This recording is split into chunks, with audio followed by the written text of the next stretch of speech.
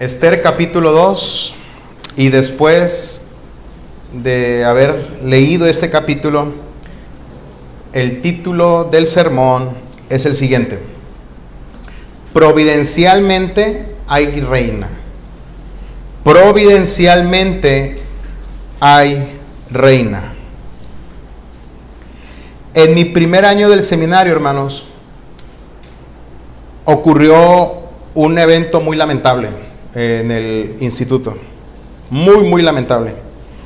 Y mientras platicábamos del asunto a algunas personas y su servidor, una persona dijo lo siguiente, y estoy casi seguro que todos hemos escuchado una frase similar, algunas frases que son muy similares a lo que les voy a decir. Pues no era la voluntad de Dios, pero Él lo permitió. Lo repito, pues no era la voluntad de Dios, pero Él lo permitió. En ese momento estuve de acuerdo con esas palabras, porque justamente esa era mi manera de pensar. Esa era mi manera de pensar acerca de Dios. Bueno, esto no era la voluntad de Dios, pero bueno, ya pasó, Él lo permitió. Esta manera de pensar acerca de Dios tiene que ver con ver todo lo que sucede en este mundo, como si tuviera el permiso de Dios, pero al mismo tiempo que no sea necesariamente su voluntad. ¿Me explico? Es decir, Dios no lo quería. Dios no quería eso, pero sucedió y lo permitió. Esta manera de pensar acerca de Dios me llevó a una vida muy frustrada y amargada. De hecho, constantemente me cuestionaba si lo que estaba haciendo iba en contra o a favor de la voluntad de Dios. ¿Te ha pasado? Me sentía tan abrumado por no saberlo. ¿Y esto es la voluntad de Dios o no es la voluntad de Dios? ¿Y si Dios quería que hiciera esto? ¿Y si ahora no lo estoy haciendo? ¿Y si estoy yendo en contra del plan de Dios? ¿Y si Dios quería que hace 5 años hiciera? Así estaba todo el tiempo. Y estoy seguro que alguno de ustedes muy probablemente vive así. Muy probablemente vive así. Esto me llevó, hermanos, esta manera de pensar acerca de Dios me llevó a lo siguiente: tomar decisiones y con el paso del tiempo pensar. Todo este tiempo, todos estos años, ¿hice la voluntad de Dios o Dios tenía otro plan para mi vida y ahora estoy en el plan B?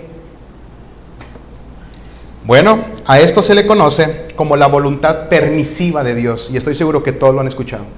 La voluntad permisiva de Dios, que prácticamente propone a un Dios que simplemente deja que sucedan las cosas sin intervenir para evitar que ocurran. Esa es la voluntad permisiva de Dios. No es lo que Dios quería, pero sucedió. Dios lo permitió. La voluntad permisiva de Dios presenta a este Dios que no puede hacer nada para remediarlo y no le queda otra opción que permitirlo. Esta postura deja a Dios impotente y al hombre como soberano, como lo dice R.S. Sproul en uno de sus libros. Dios es reducido a un espectador o animador, por lo que el ejercicio de Dios en la providencia es el de un padre indefenso que, habiendo hecho todo lo que puede, ahora debe sentarse y simplemente esperar lo mejor, porque no era lo que yo quería, pero tengo que permitirlo. Y dice el teólogo fallecido R.C. Sproul. Él permite lo que no puede evitar permitir, porque no tiene poder soberano sobre ello. Hermanos, muchos cristianos piensan así. Muchos han abrazado la voluntad permisiva de Dios. Sin embargo, la Biblia es clara en decir que todo lo que sucede en este mundo ha sido ordenado por Dios. Todo ha sido ordenado por Dios. Cuando tú contemplas una cosa, un evento, un suceso en el mundo, por más bueno que sea o por más malo que sea, Dios está detrás. Dios lo ordenó, porque si no lo hubiera ordenado, no sucede, porque Él es soberano. Por eso, por cuanto Dios es soberano y Él ha ordenado y Él controla este mundo, podemos decir, como aquella persona de Daniel 4:35, no hay nadie que pueda detener su mano y decirle, ¿qué haces? O como lo dice Lamentaciones 3:37, ¿quién puede anunciar algo y hacerlo realidad sin que el Señor dé la orden? ¿No es acaso por la boca del Altísimo que acontece lo bueno y lo malo? Reflexiona el escritor de Lamentaciones. Creo que en este mundo suceden muchísimas cosas que son de nuestro agrado, ¿cierto? Pero hay otras que también no son de nuestro agrado. Algunas moralmente correctas y otras incorrectas. Esto lleva a calmar nuestra alma y al decir lo siguiente: Dios no lo quería, pero lo permitió, sucedió.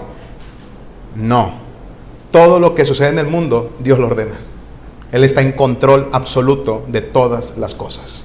Él es soberano. Ahora, ya tenemos problemas. Estoy convencido de que ya hay una incomodidad en tu corazón. Porque alguno dirá, ayer me robaron. Dios lo ordenó. La voluntad permisiva te llevaría a decir, es que no es lo que Dios quería porque Él te ama tanto. Y porque te ama tanto, no lo quería, pero bueno, Dios lo permitió. No, Dios ordenó que te robaran, claro que sí. Porque Él controla todo el universo. Él controla todas las cosas. Y esto ya nos está llevando a más choques en nuestro corazón y en nuestras emociones, ¿cierto? Muchas personas en este punto tienen conflictos por una mala comprensión sobre el tema de la divina providencia y el tema del mal en el mundo. El mal y la divina providencia. Muchos tenemos problemas en ese asunto.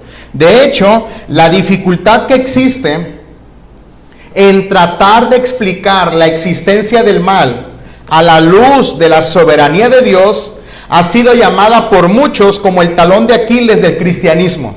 El talón de Aquiles del cristianismo. Porque si Dios ordena todo lo que acontece, entonces tenemos que asumir que Dios también ordena el mal. Y si ordena el mal, entonces Dios es malo. Esa es la lógica que muchos tienen. Entonces, ¿qué hacemos?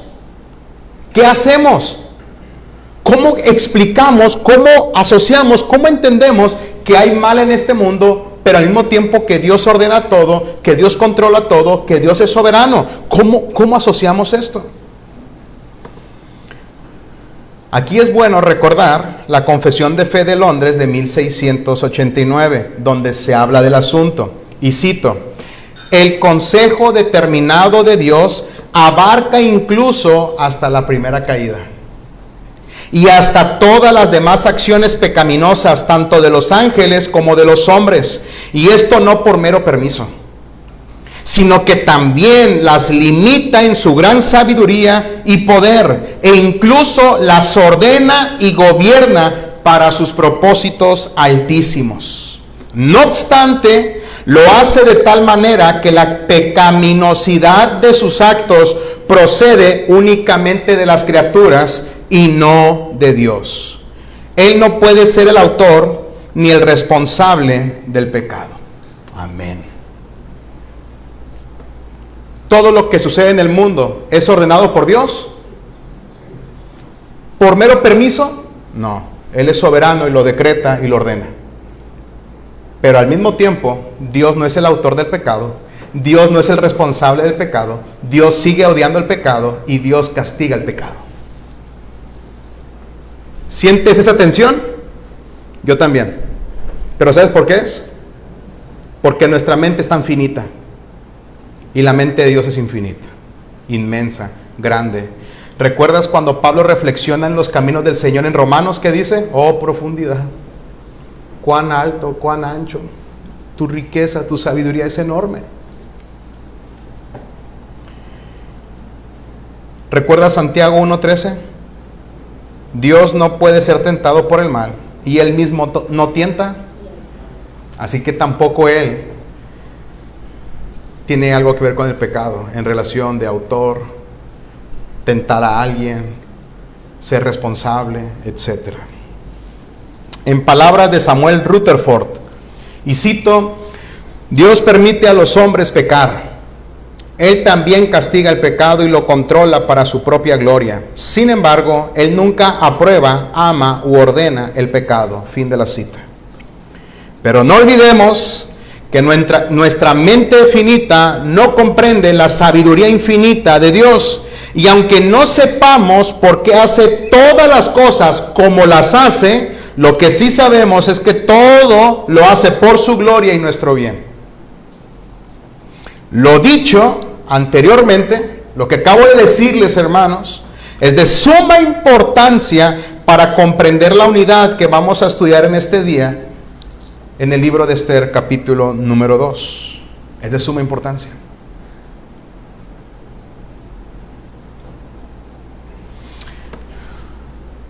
Estoy seguro que al estar observando este pasaje en la lectura, creo que te das cuenta de lo que quiere comunicar el autor de Esther. El autor de Esther quiere comunicar a sus lectores cómo Esther llega a ser reina y cómo Mardoqueo le salva la vida. ¿A quién? Al rey. Está muy evidente. Pero tal parece que el autor no solo quiere comunicar lo sucedido. El autor no solamente pone en el capítulo 2, Esther es reina y Mardoqueo le salvó la vida. ¿Ustedes ven eso? No. Tal parece que el autor no solo quiere comunicarnos lo que sucedió, sino también cómo llegó a suceder. Pero, lo que está sucediendo en todo el capítulo número 2 son pecados, malas decisiones y buenas decisiones en los personajes. De hecho, estoy convencido que mientras hacíamos la lectura del capítulo número 2, en algunas ocasiones te sentiste incómodo o se te hizo raro leer lo que hacían los personajes en este capítulo. ¿Cierto? En mi opinión, el autor lo hace intencionalmente para mostrar a sus lectores que ni el pecado, ni las malas decisiones, ni ir en contra de la ley puede frustrar los planes, la voluntad gloriosa de Dios. Ni tu pecado, ni tus malas decisiones. Nada puede frustrar la voluntad de Dios. Nada puede frustrar el plan A del Señor. No piensen que Dios está en el trono desarrollando muchos planes. Dios siempre ha tenido y siempre tendrá un plan A y siempre se llevará a cabo. Y aquí el autor coloca pecados por todos lados, coloca malas decisiones por todos lados y coloca buenas decisiones. Para mostrarnos que Dios tenía algo en mente y todo esto fue orquestado para que sucediera. Pero al mismo tiempo, Dios no es responsable del pecado. Dios no es el autor del pecado. Dios no tienta a nadie para que peque. Dios sigue odiando el pecado y Dios juzgará el pecado. Por esta razón, quiero predicarte lo siguiente. Nada ni nadie puede frustrar la voluntad de Dios. Nada ni nadie puede frustrar la voluntad de Dios. Nada ni nadie. Ni las buenas decisiones, ni las malas decisiones, ni tu pecado, ni nosotros, hermanos, podemos ir en contra de la voluntad de Dios. Y qué hermoso es recordar que todo es por su gloria y para nuestro bien. Esto lo veremos en dos partes, mis hermanos. En primer lugar, la primera parte, vamos a ver cómo esta verdad fue una realidad en la vida de Esther. En primer lugar, veremos cómo esta verdad fue una realidad en Esther, que nada ni nadie puede frustrar la voluntad de Dios. Y en segundo lugar, veremos cómo esto fue una realidad en Mardoqueo y en el rey, verso 21 al 23. Número 1, en Esther, 1 al 20, y número 2, en Mardoqueo y el rey, versículo 21 al 23. Muy bien, vean cómo inicia el texto. El capítulo 2 inicia con el rey en completa sobriedad. ¿Te acuerdas cómo lo dejamos en el capítulo 1? Estaba tan borracho y tan fuera de sí que despidió a su propia esposa. Pero ahora está en completa sobriedad. Ahora el rey se encuentra sin ira. Además, el autor nos informa que el rey se acordó de Vasti. ¿Lo observas? El rey se acordó de Vasti. Específicamente, ¿de qué se acordó? 1, de lo que ella había hecho. Y número 2, de lo que él había hecho contra ella. De eso se acordó. Creo que más de uno pudiera pensar en lo siguiente: el rey extrañó a Vasti. El rey se dio cuenta que no había hecho bien. Pero también, ¿por qué el rey no manda llamar a Vasti? ¿Por qué? Creo que el contexto inmediato nos da la respuesta.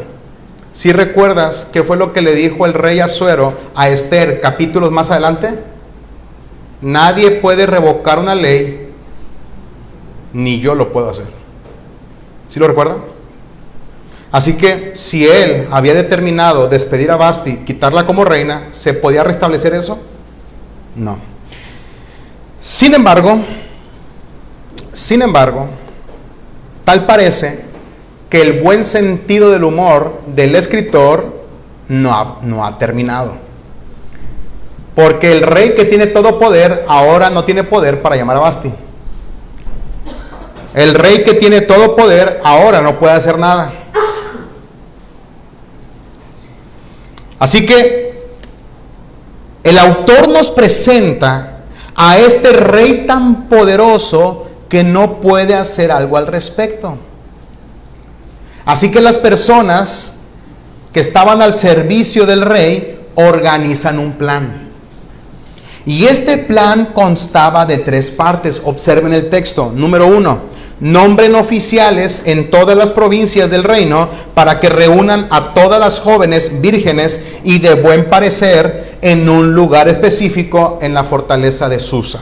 Esa es la primera parte. Que los oficiales busquen por todo el reino a mujeres de buen parecer y que no hayan tenido relaciones sexuales. Número 2. Que las mujeres estuvieran bajo la custodia del eunuco del rey con el propósito de pasar por un proceso de belleza, que para nuestra sorpresa, ese proceso, ¿cuánto duraba? 1 año. 1 año de proceso de belleza. 1 año de embellecerlas aún más. Y en tercer lugar, que la mujer que agradara al rey se quedara como reina en lugar de ¿quién? En lugar de Vasti. Así que, hermanos, observen por favor lo que está pasando en el texto. Porque de acuerdo con el pasaje, este plan le pareció bien al rey y así se hicieron las cosas. En ese momento, el autor corta lo que está sucediendo para colocarnos una escena. Y en esa escena, ¿quién aparece? Otro de los personajes que van a ser muy importantes en el libro de Esther, Mardoqueo. Mardoqueo aparece en escena. Pero la descripción que nos da el autor de este personaje, es impresionante, porque no solamente dice, aquí está Mardoqueo. ¿Sí notan que describe una lista? Y miren cómo lo presenta. En pocas palabras, Mardoqueo era descendiente del mismísimo rey Saúl. También presenta a su familia como aquellos que habían sido deportados con el rey de Judá, Jeconías, en el tiempo del rey Nabucodonosor.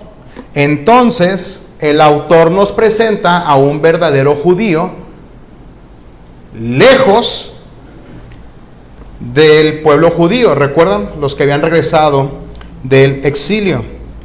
Pero no solo nos comenta eso el autor, sino también nos presenta a Mardoqueo como aquel que estaba criando a la hija de su tío. Y esto fue así porque, según el pasaje, los padres de la joven habían muerto. Así que Esther era huérfana, Mardoqueo la había adoptado como su propia hija, y este es el entorno que nos presenta el autor de Esther. Esther es llevada también, Esther es reunida con las demás mujeres en la fortaleza de Susa bajo la custodia del eunuco real y con todas las mujeres. Y casualmente, hermanos, casualmente, es una ironía, casualmente, Esther halló favor delante del eunuco. Por eso en el versículo número 9, observen, en el verso 9 leemos que el eunuco real se apresuró en proveer cosméticos y alimentos para ella. Denle todo. ¿Por qué? Porque halló favor Esther delante de él.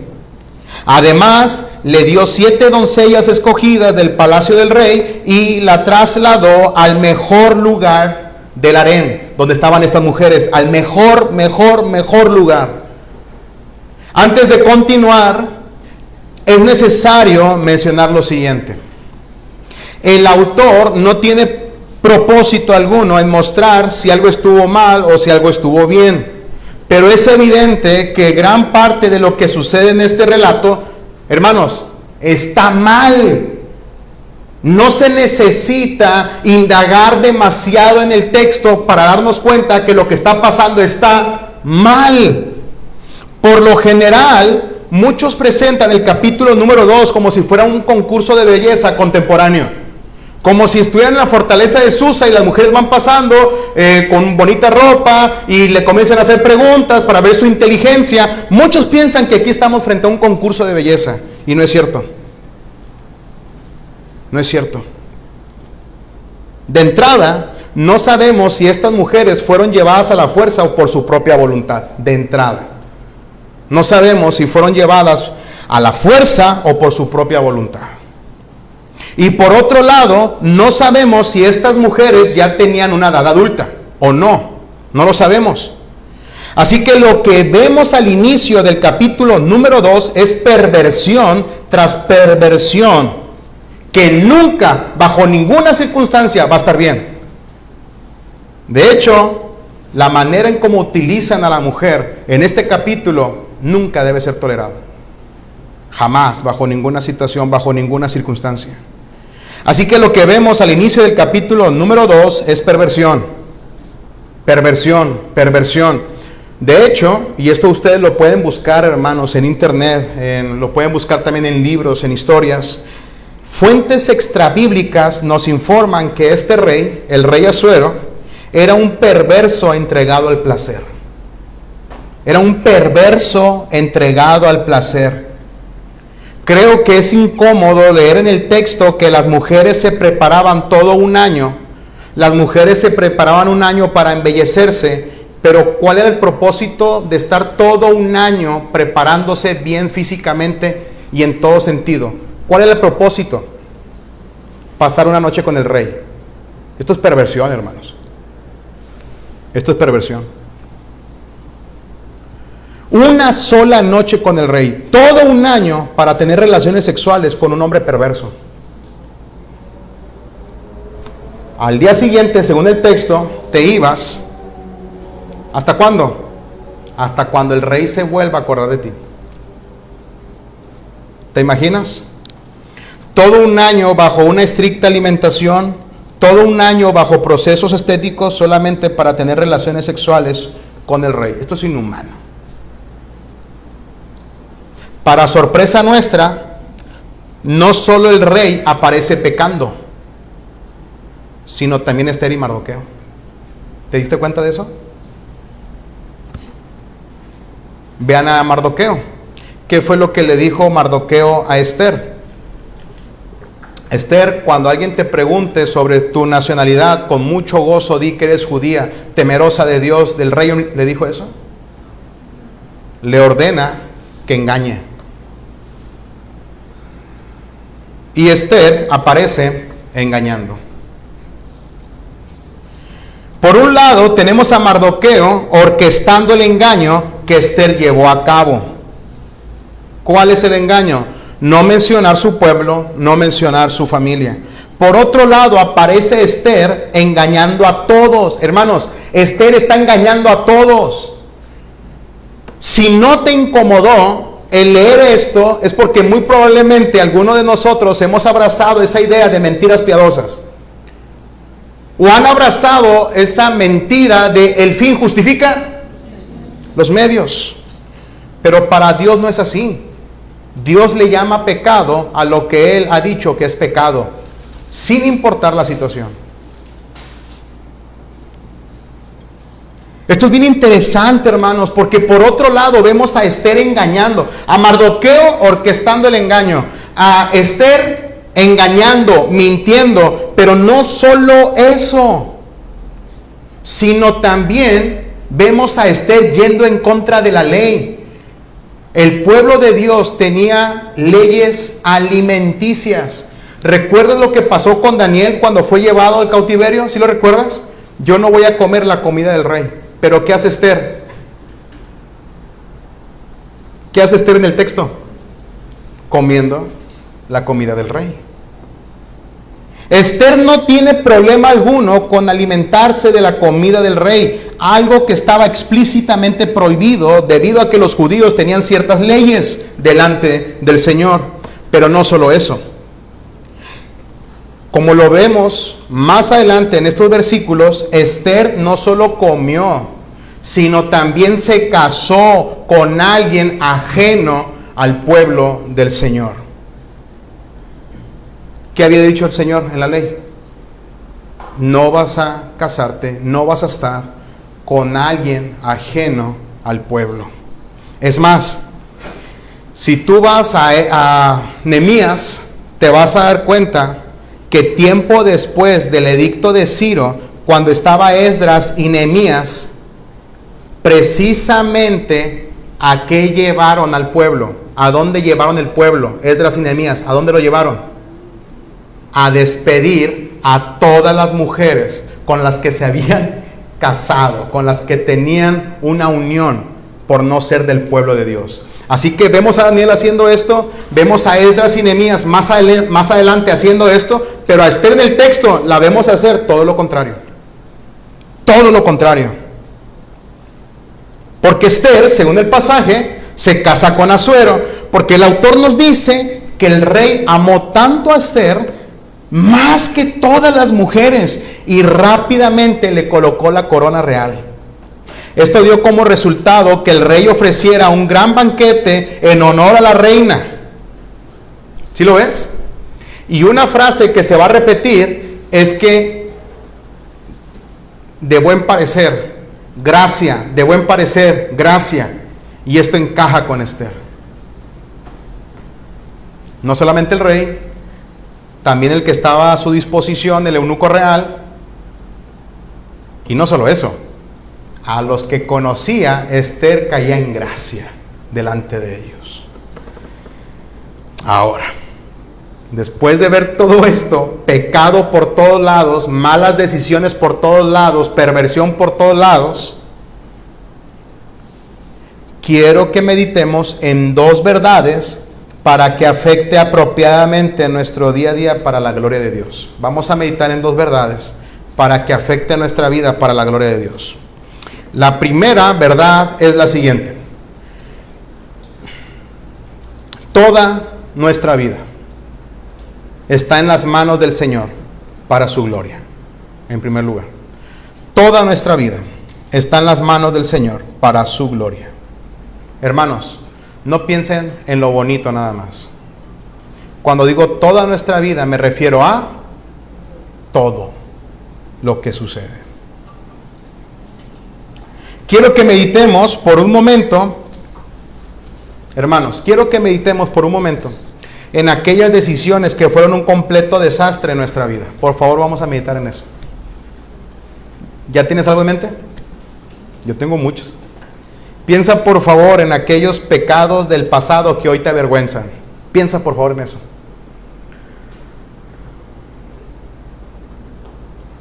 También medita en los desaciertos que a lo largo de todos estos años has cometido. Piensa en eso. Piensa en tus malas decisiones. Piensa por favor en los desaciertos. Piensa por favor en los pecados que ahora te avergüenzan. Piensa por favor en eso. Quiero que seamos honestos. Ninguno de nosotros, bueno, eso espero, pero ninguno de nosotros quiere ir en contra de Dios, ¿cierto?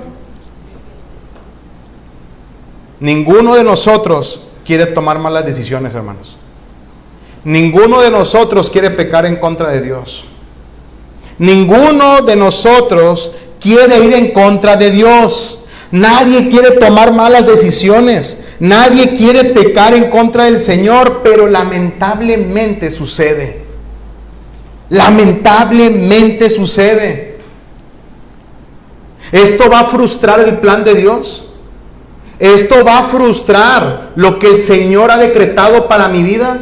¿Esto va a llevar a Dios a que haga otro plan para mi vida? Qué enorme gozo es saber que nada ni nadie frustrará el camino que Dios ha trazado para nuestra vida.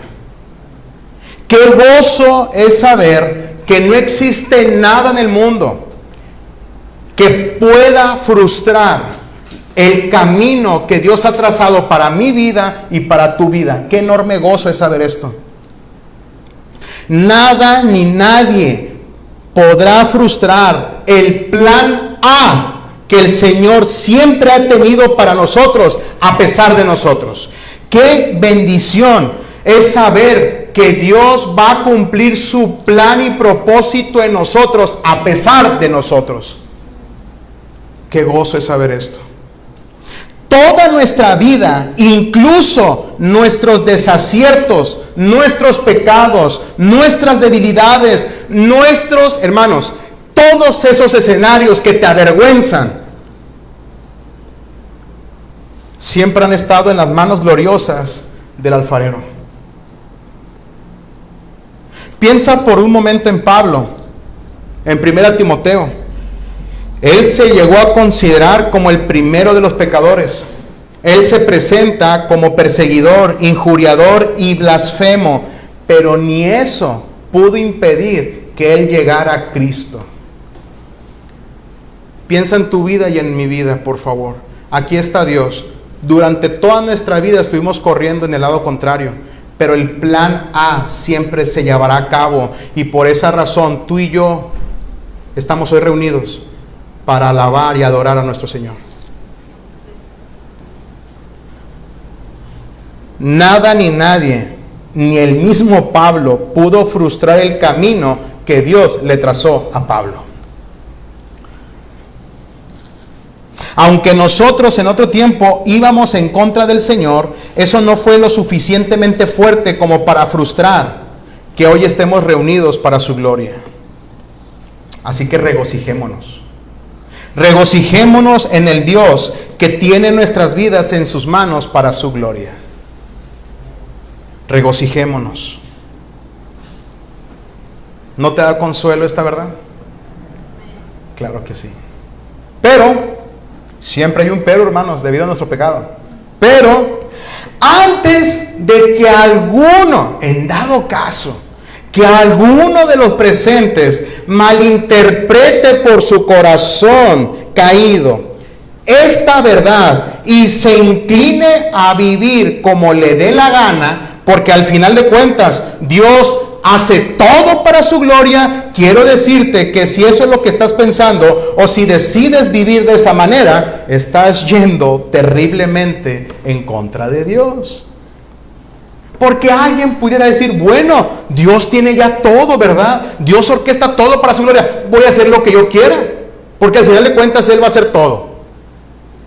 Bueno, si ese es tu pensamiento, estás mal. Estás mal. ¿Por qué? Porque eso no elimina nuestra responsabilidad delante de Dios. El que Dios ordene todo para su gloria, el que Dios ordene todo para nuestro bien, el que Dios haga todas las cosas para su gloria, no elimina nuestra responsabilidad. El que Dios incluso use nuestras malas decisiones, ordene estas cosas mezcladas con el pecado en nuestras vidas, aunque Él no sea el responsable y autor del pecado, no justifica que yo peque. Porque tú y yo somos llamados ¿a qué? A caminar en santificación. Así que la pregunta es lógica. ¿Cuál es la respuesta apropiada a lo que acabamos de escuchar? Acerca de la soberanía y la providencia. ¿Cuál debe ser nuestra postura? ¿Cuál debe ser la respuesta apropiada? Bueno, la siguiente. Recordar constantemente que la providencia divina, la soberanía de Dios también, no deben ser justificación para pecar. No deben ser justificación para nuestro pecado.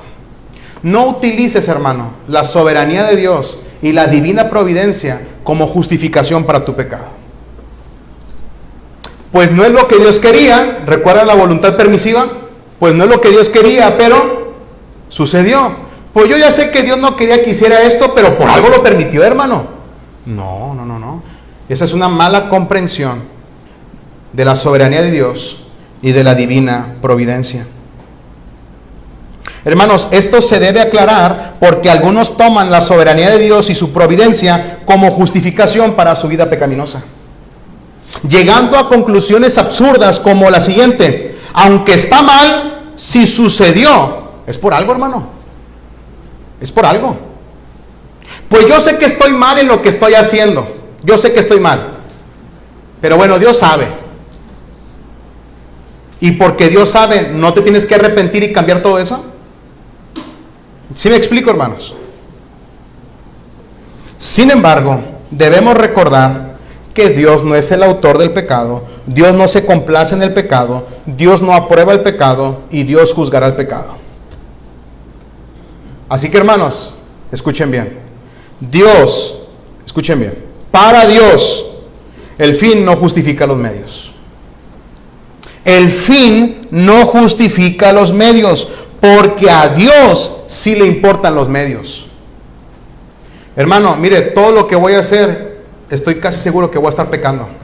Pero mire, ¿sabe por qué lo voy a hacer? Por esto. A ver, a Dios sí le importan los medios.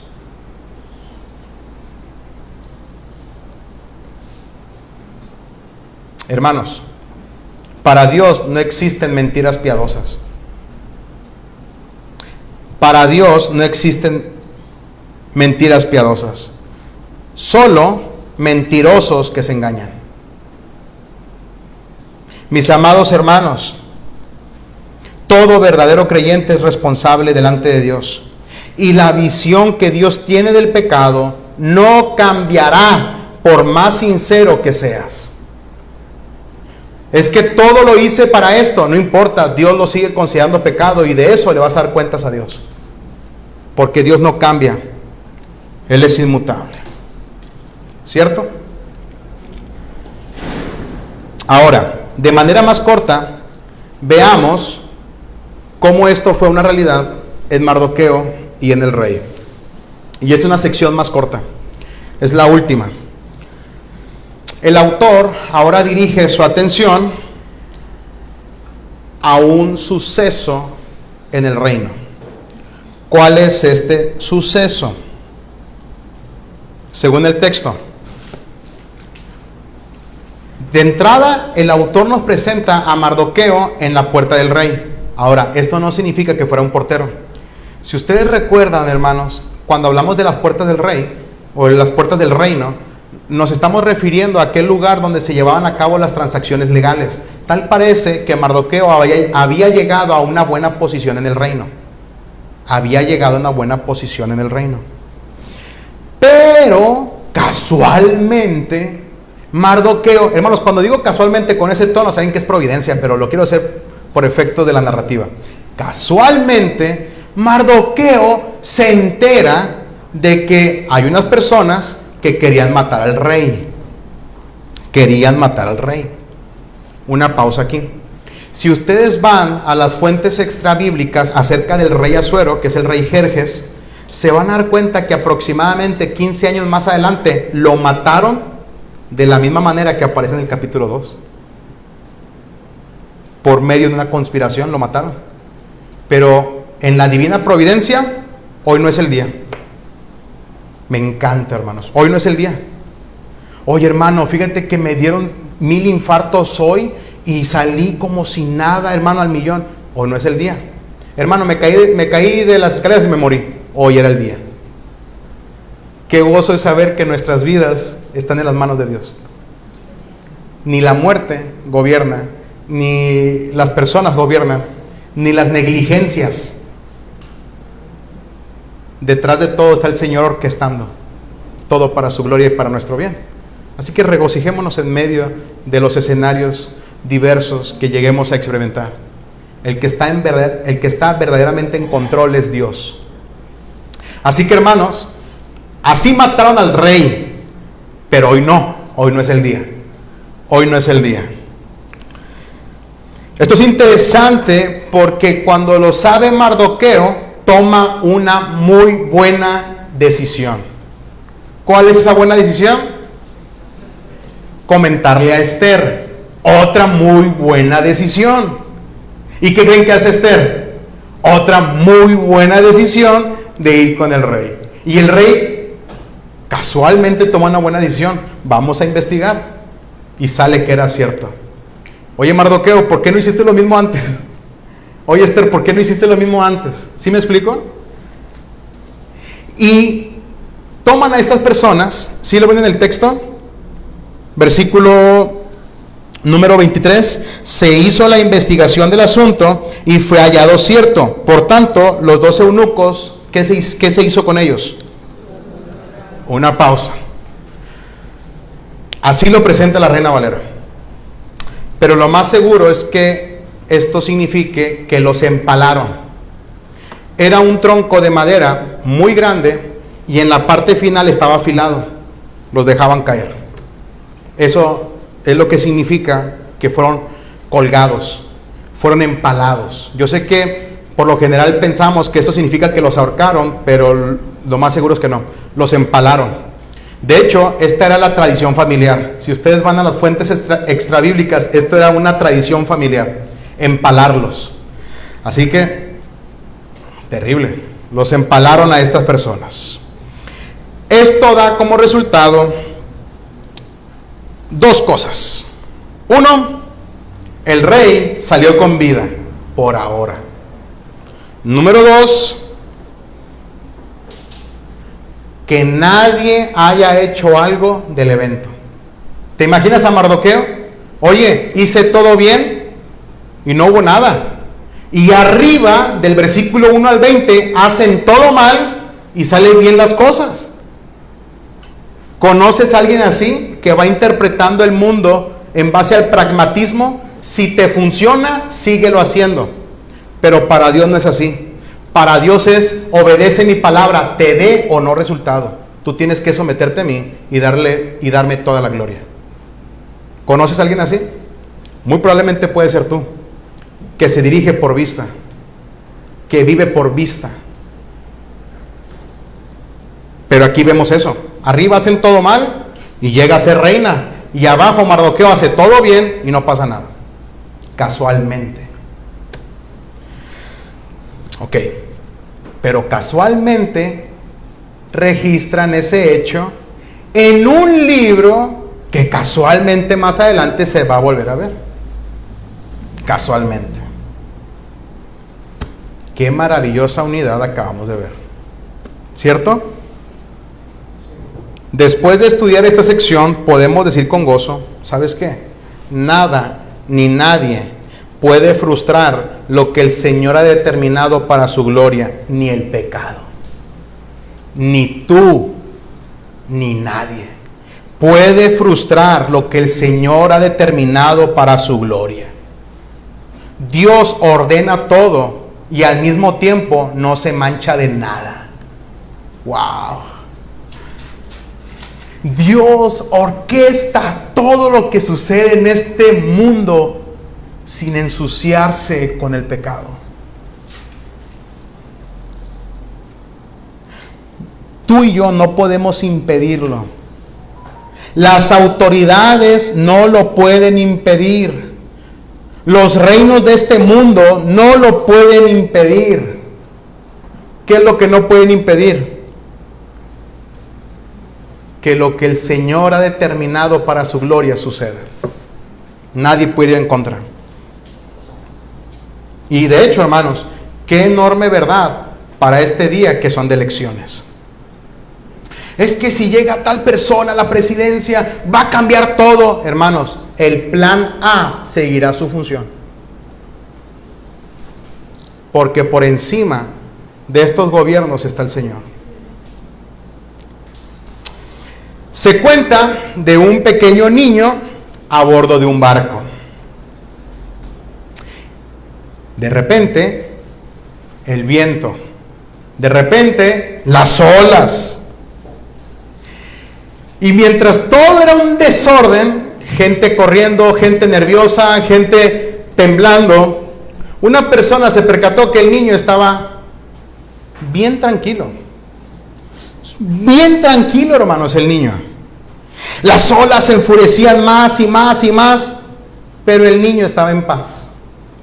Cuando cesó el viento y cesaron las olas, esta persona que había visto al niño se acercó y dijo: oye, niño,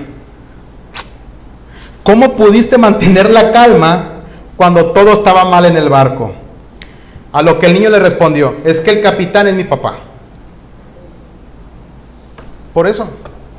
El capitán es mi papá. ¿Tú crees que mi papá va a hacer algo indebido? ¿Sabe que estoy aquí? ¿Cuánto más nosotros que sabemos que este mundo no está a la deriva, sino en las manos de nuestro Padre, para llevar todo lo que sucede, todo a su santa y bendita voluntad?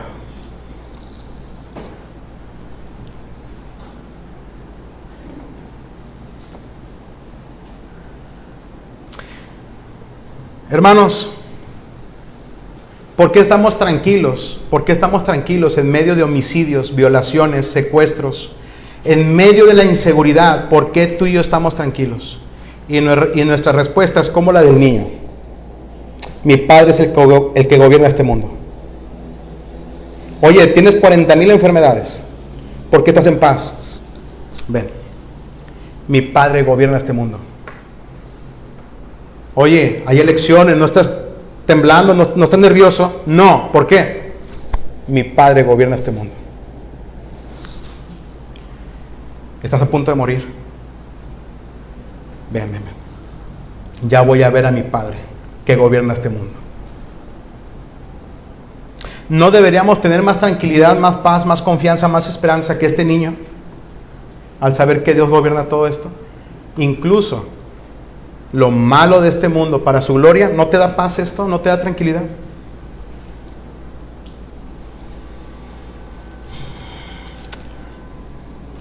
El destino de todos aquellos que forman parte del pueblo de Dios es seguro.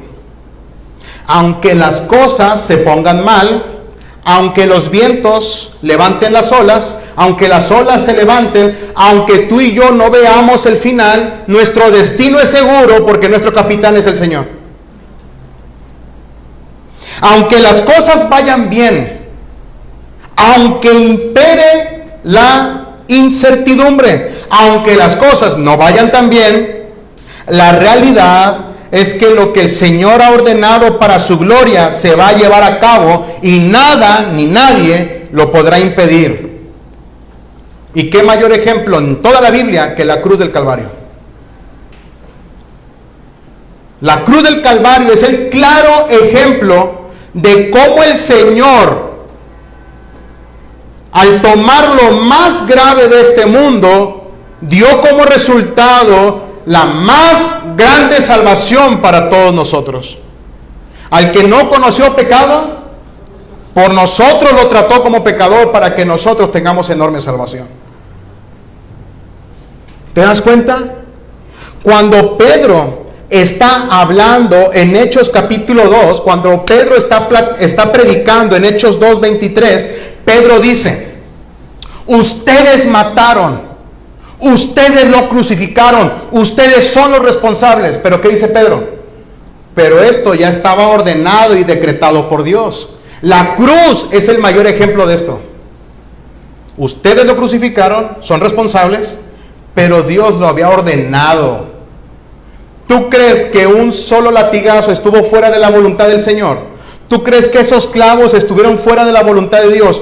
Todo estaba ordenado por el Señor, y la clara evidencia en los evangelios es que Jesús llegó a decir: para que se cumpla la escritura, para que se cumpla la escritura, para que se cumpla la escritura. Y le dice al gobernador, ¿recuerdan? A la autoridad, ¿qué le dice? Tú no tienes ningún poder sobre mí, a menos que se te dé. La cruz es el mayor ejemplo de esta verdad que acabamos de ver en Esther. ¿Te das cuenta? Ustedes lo mataron, pero esto fue orquestado por Dios para salvación a todo aquel que cree.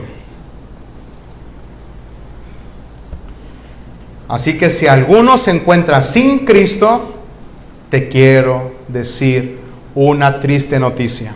Dios ya ha decretado lo que va a suceder a todo aquel que no se arrepienta.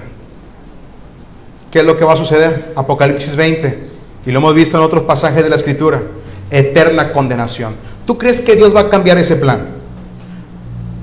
Por supuesto que no. Así que hoy puedes venir a Cristo, arrepentirte, tener fe en Él para eterna salvación. Porque el destino del pueblo de Dios es estar con el pueblo de Dios, en el lugar de Dios, bajo el gobierno de Dios. Apocalipsis 21 y 22. ¿Ese es nuestro destino? Nadie lo podrá frustrar. Así que si hoy estás sin Cristo, ven a Él. Arrepiéntete y ven a Él. Ahora, hermanos que están aquí, ¿Cristo prometió volver, sí o no? ¿Tú crees que algo lo podrá frustrar? Hermano, no creo que venga en esta época porque es de elecciones. Aunque pasen 1000 años, nuestro amado Redentor regresará por su pueblo. Y quiero decirles algo: si Dios ha determinado regresar en 100 años, yo ya voy a estar muerto, hermanos. Pero alguien más seguirá siendo fiel y estará predicando que Él regresará, porque esa es su santa voluntad y nada ni nadie lo podrá impedir. De la misma manera que tú y yo resucitaremos si llegamos a morir, porque nada ni nadie podrá impedirlo.